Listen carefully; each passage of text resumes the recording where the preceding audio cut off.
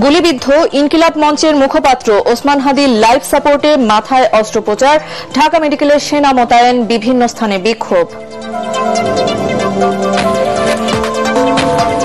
হাদির উপর হামলাকারীদের দ্রুত গ্রেফতারের নির্দেশ প্রধান উপদেষ্টার, বিএনপি জামায়াত এনসিপির তীব্র নিন্দা, উদ্বেগ, তদন্তের দাবি।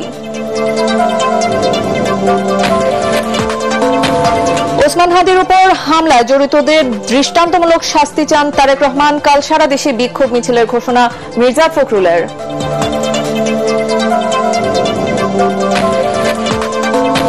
তফসিল ঘোষণায় ভোট নিয়ে সংশয় কাটলেও ইসির সামনে বড় চ্যালেঞ্জ, অভিমত বিশ্লেষকদের, রাজনৈতিক দলগুলোকে সহযোগিতার তাগিদ।